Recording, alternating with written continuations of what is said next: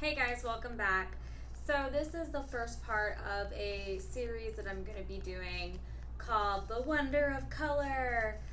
So we all know the foundation for color and color theory starts with the color wheel. So I have a really cool exercise I'm going to do with you guys just so you can understand the theory behind the colors.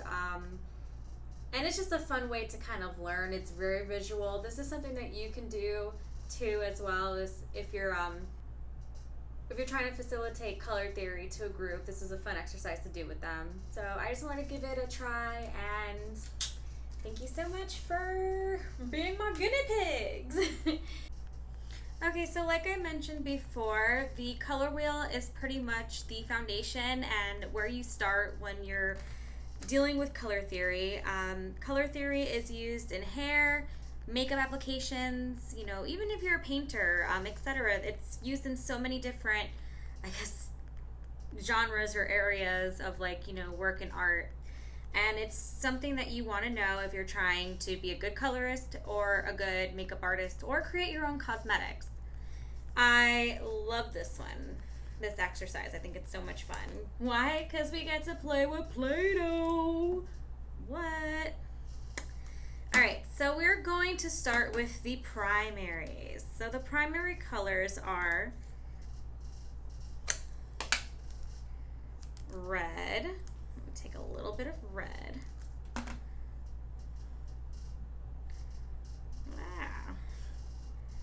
I'm going to put it right here. Make it a cute little square. Next, we have yellow.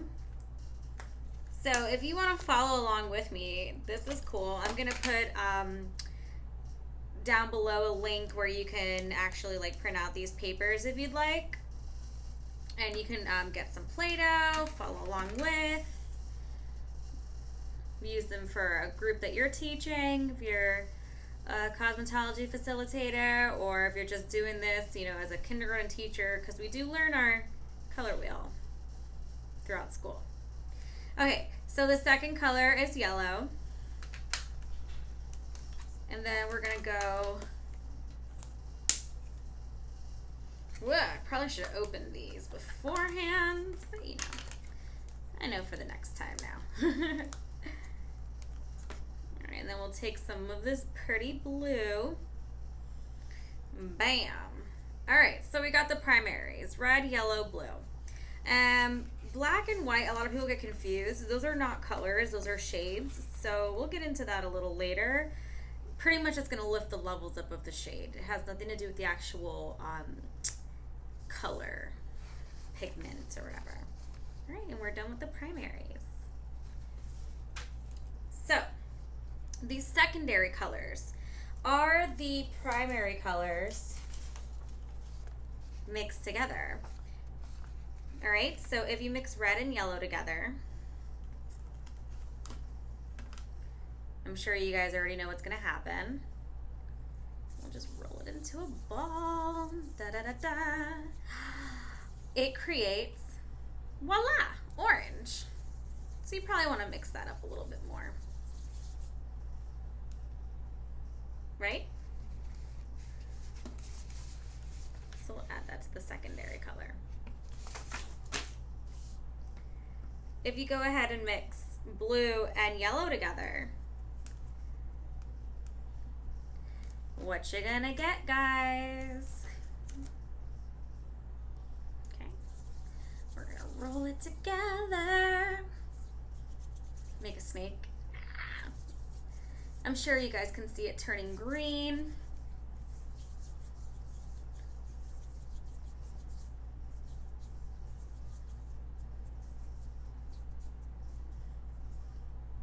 It turns green.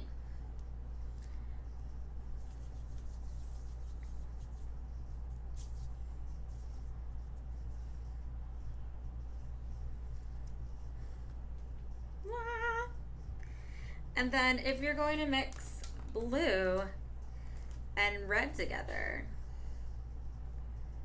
that is going to make one of my favorite colors. Do make it into a snake. Probably add a little bit more red to it.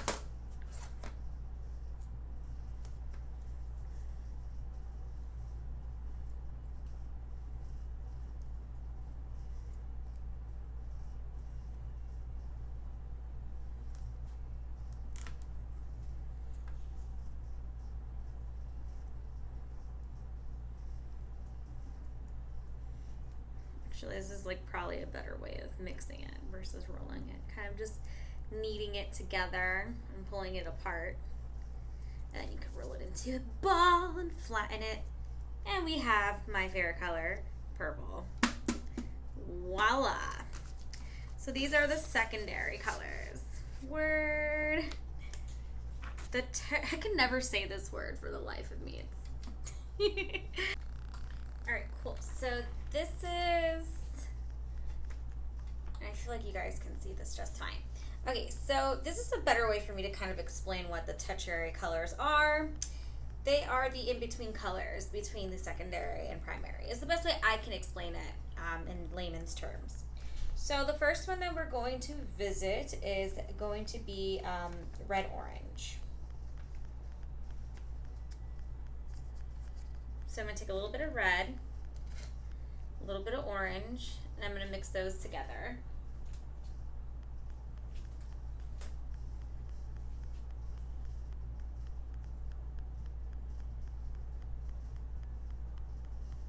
Okay, and that's going to create a red-orange. So following that, I am going to actually go down and we're going to do red-violet. So I'm going to grab a little bit of a red, a little bit of a violet,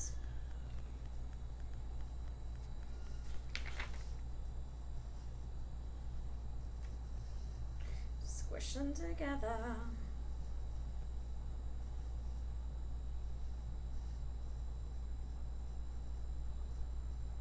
And that's going to create like a red-violet, which I guess is like a wine color. It's actually really pretty. Now we're going to go to blue-violet. Get this off of my yellow. Take a little bit of blue, take a little bit of violet, mix them together. I think this exercise made me become a better like custom mix person. I don't know how to explain that. So in other words, I am really, really good at creating foundations just by looking at someone's skin. I'm also really good at, take a little bit more violet, mixing my own colors. If I don't have it, I could make it. That's what I always tell myself. So this comes in handy. And there's my blue-violet. All right.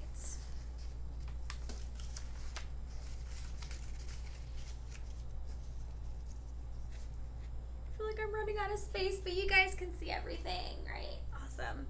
Okay, so moving forward yet again, we are going to go with the blue or green blue.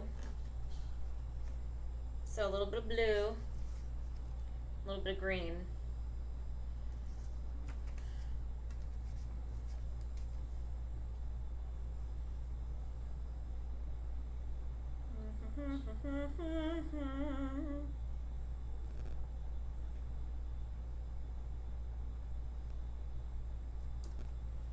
And then we have the green blue. It's a really pretty like aqua teal color. And then after that it would be like a yellow green would come next in the itinerary.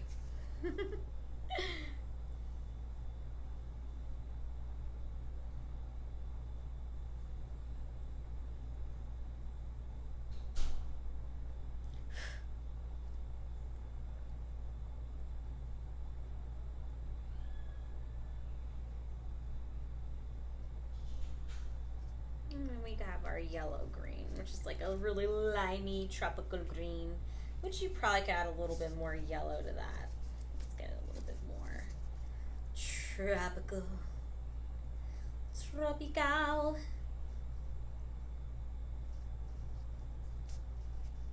There you go. Almost creates like a neon, which is awesome. And then the last color, but not least color, is orange yellow. So it's not like red orange, this is orange yellow. So I'm gonna grab a little bit of yellow, a little bit of, actually, let's grab a little bit of the orange. And we're just gonna mix them together.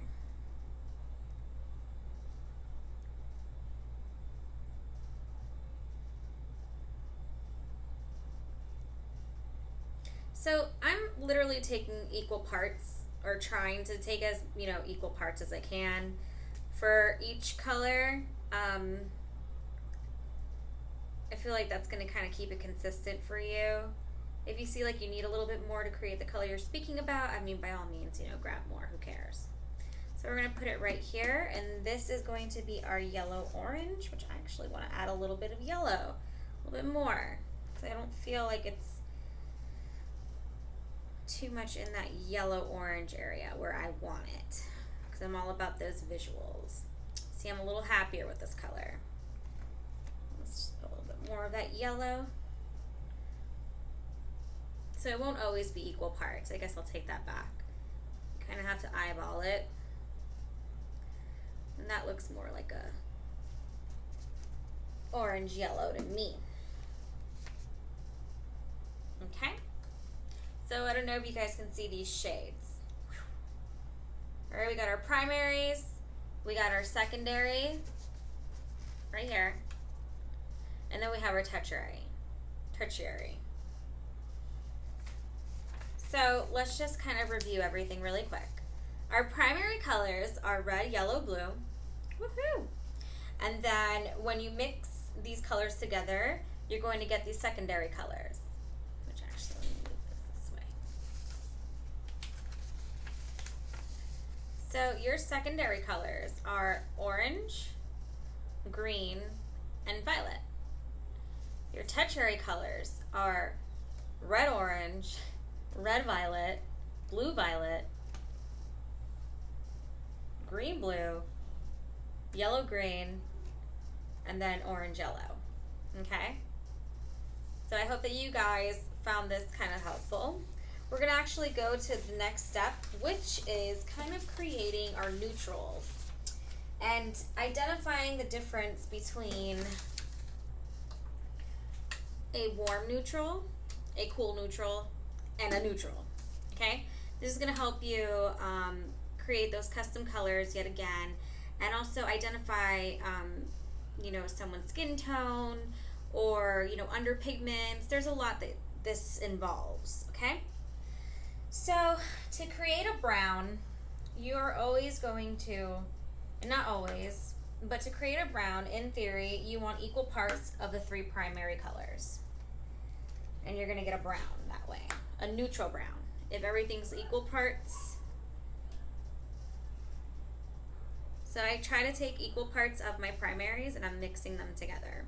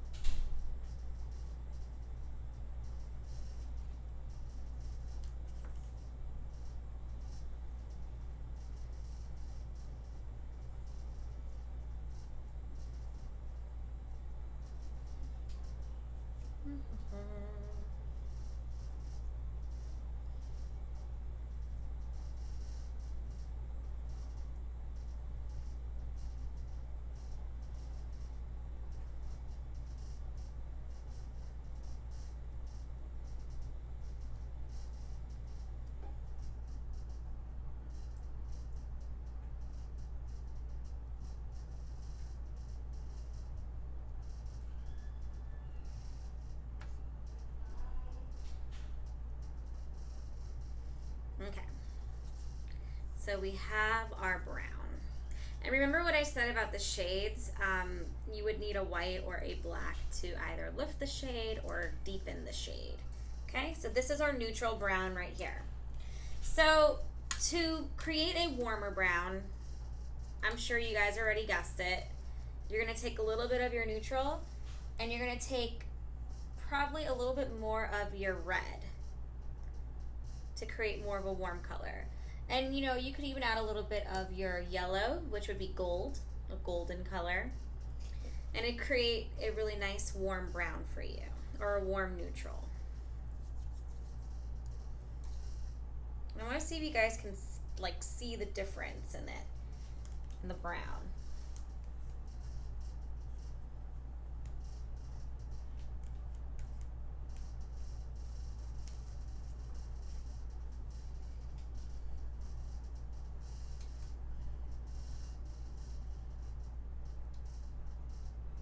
Like I could already see a difference.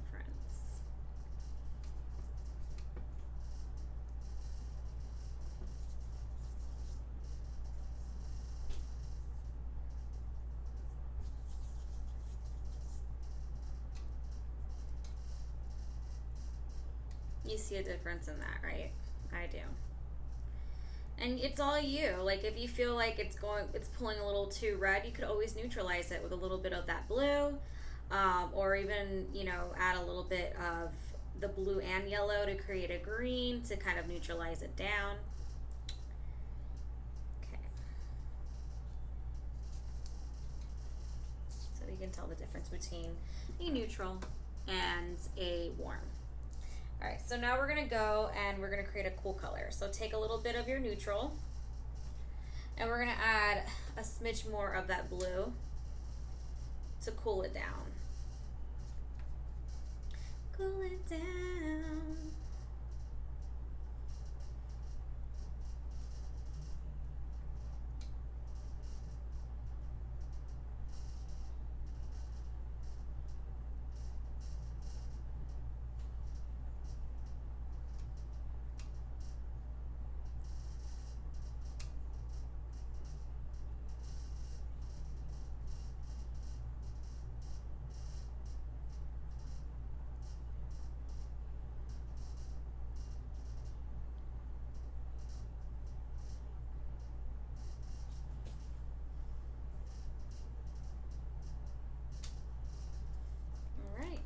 Our cool neutral. So I don't know if you can see that. Yeah, you guys can see this, right?